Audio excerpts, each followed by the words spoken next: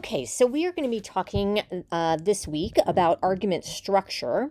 And so this is the basic structure we're going to kind of look at. There's many different types of structure. This is sort of your classic structure, basically.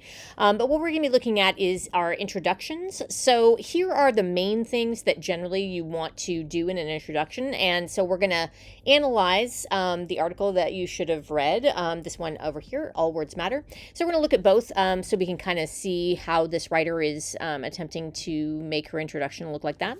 Then we're also looking at background information. So we need background information generally so that the reader understands the background behind the argument you're trying to make. So they may not know anything about what you're writing about, so you need to give them enough information and context so that they can follow along and so that it makes your argument more convincing.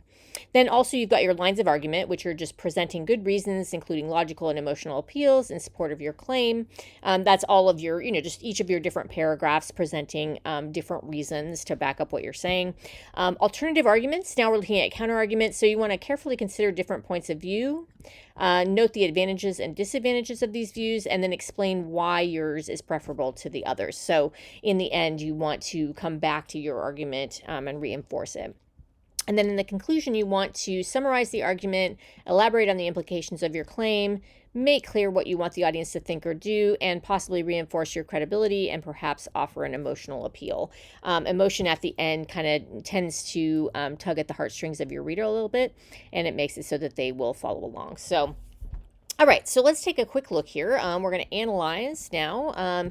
This is basically the kind of thing that you're going to do. I kind of gave an example here for the social media addiction article. So I'm going to take you through take you through this particular article, and then you're going to do your own analysis of the other articles. So first thing you want to do in the introduction is gain your reader's interest and willingness to listen.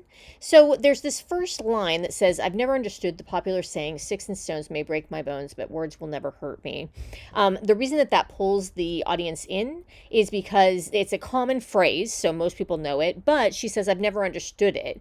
So that means she's going to take a different stand on it, which makes us kind of curious to see what she's going to say. The next thing indicates your qualification to write about the topic. So she says, I grew up as a tomboy.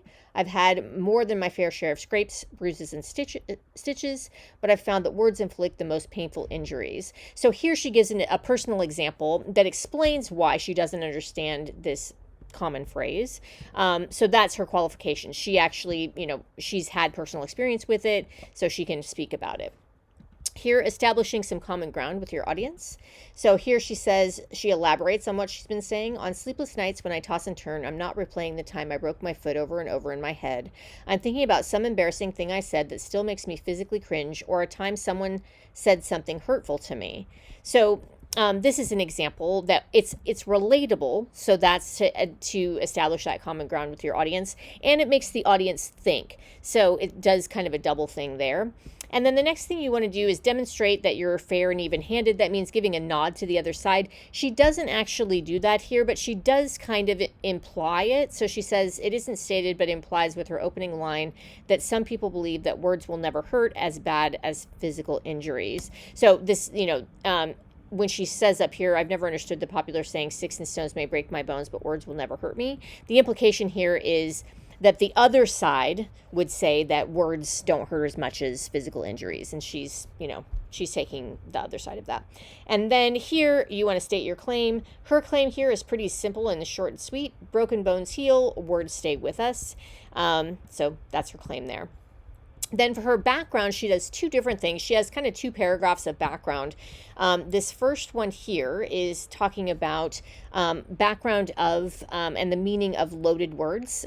She needs the reader to understand what she's talking about because this essay is about the phrase all lives matter. So in order for her to make that argument, she has to make sure that the reader is following along and understands what she's saying.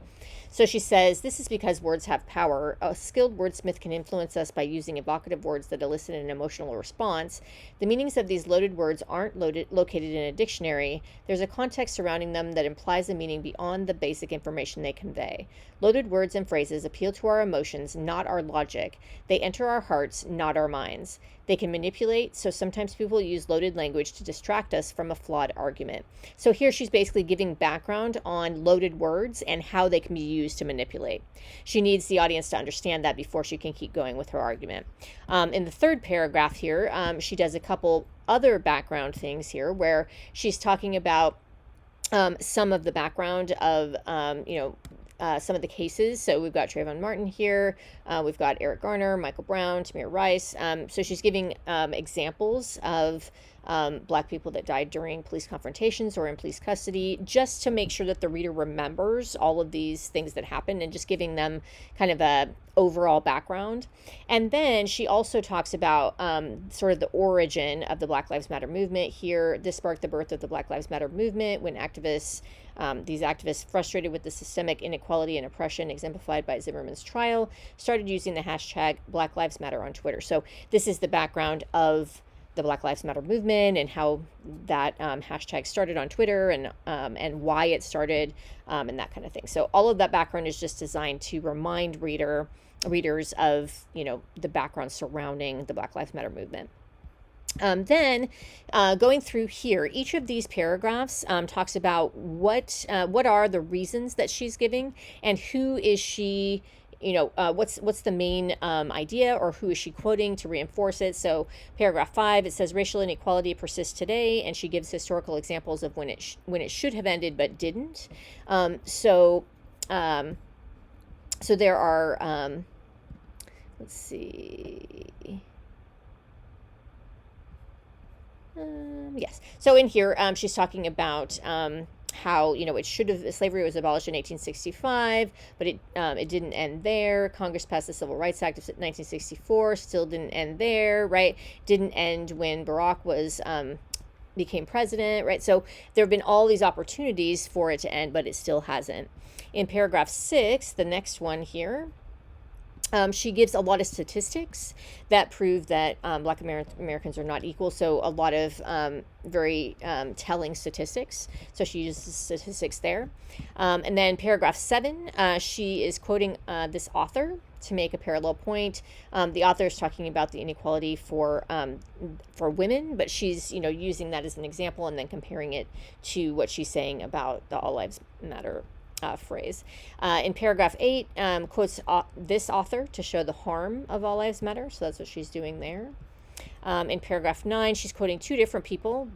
These two people explaining why All Lives Matter is loaded language. And again, that goes back to the background that she gave earlier on.